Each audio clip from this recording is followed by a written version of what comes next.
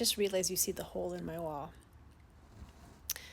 The lighting was nice here, but might as well talk about that real quick. Yeah, we have like some water damage. There was like a big crack in the wall, in the ceiling, and we also have solar panels, so we have to have the solar panel company come take a look at that. Anyway, that's not what this is about. I just came back from going with my son in his school to a field trip, and I am so mentally exhausted.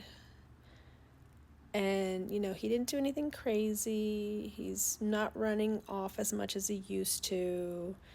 To give a little backstory, my son has autism and ADHD, and now that he's on ADHD medication, he sort of hangs closer to me now, which is good. He used to like run off more, but there's that side of me that wants to be social, and I wanted to like mingle with other parents and meet other students in my son's school, in his class, and get to know who his friends are. But he's so to himself. He doesn't really interact with other kids. I mean, he does, but it's not like one-on-one, like actual conversations that I can see. And it just, well, I just have to be honest, it makes me a little sad. I know they like him. He's a sweet kid, and his teacher's great, but it makes me sad that he doesn't have friendships and relationships. I don't think he's bothered by it. I think for me, I'm a lot more the opposite, which is a lot like my daughter, which is we're hungry for relationship, emotion, connection.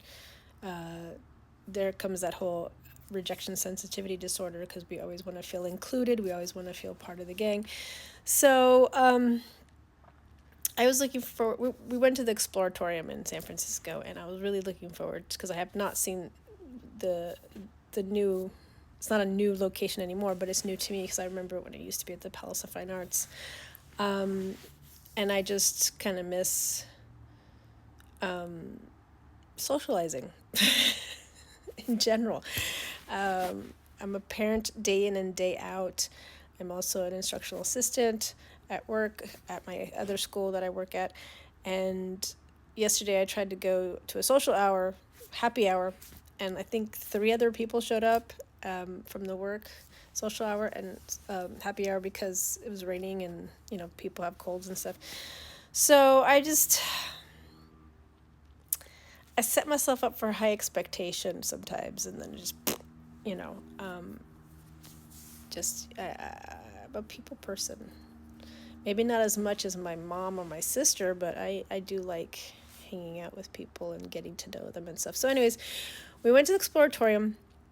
My son did check out some areas. There's 5 or 6 areas, and the 3rd area is all about lighting and color, and he really was into that. And I remember loving lights as a young person myself too, so that was pretty cool. And they still had the shadow box area, and I showed him that, and he was more into the countdown than anything else, and the elevator, which is just the elevator in the museum, because he loves to do elevator.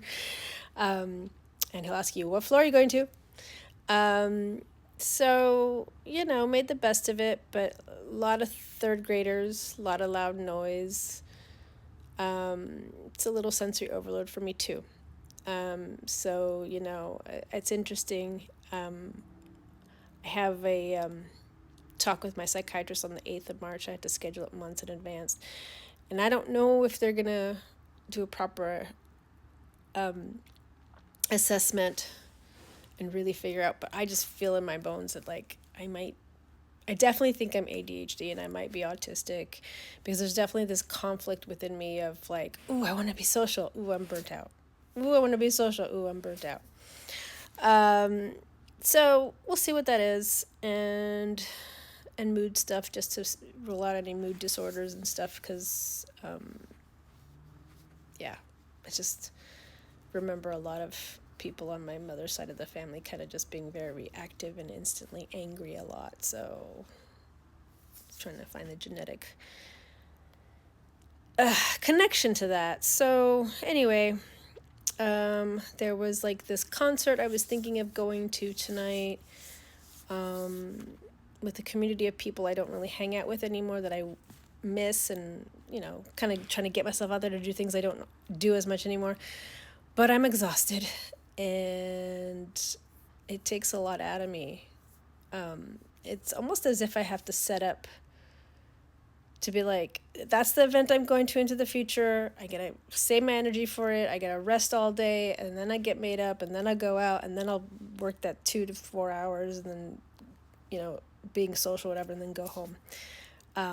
It's become difficult to do multiple things in a day, and which is interesting because I remember when I met my husband, the year after I met him, we were just like, everybody in our group of friends was like every weekend, Friday, Saturday, Sunday, Friday, Saturday, Sunday, out all the time. And late 20s. So I think once 30, 35 hit, and so on and so forth, it just, there's more things that weigh you down with, choices of becoming a parent and raising kids and taking jobs at schools and teaching other kids, or helping other kids grow. And it's just, you're giving a lot, and it's harder to get as much, not fulfillment, but restoration for yourself, taking time to do an exercise class, or hang out with friends. That one's really hard to get that kind of restorative feeling in your soul when you hang out with friends and laugh and have fun. And it's been a while. But yeah, I mean, I still loved seeing my son check out things and get kind of curious and stuff, and it had its moments, but I think I'd prefer to go with just my husband. I think they have Thursday nights at the Exploratorium after dark for adults. It's not cheap, but if I was gonna go, I'd rather go with a group of friends or my husband and just actually check out the things there, because my son was just briskly walking through everything. So I was like, I kind of get him to stop for things like cool, mirrors and cool lights and stuff, but mostly, it's just become a thing where you kind of have to realize it's not going to be fun when you go with your kids, and then you just have to try it again another time, and that's it. I think my daughter would like it. She's younger, but she would be more curious into checking things out. She would get tired of walking very fast, though. After a while, she's like, I don't want to walk anymore.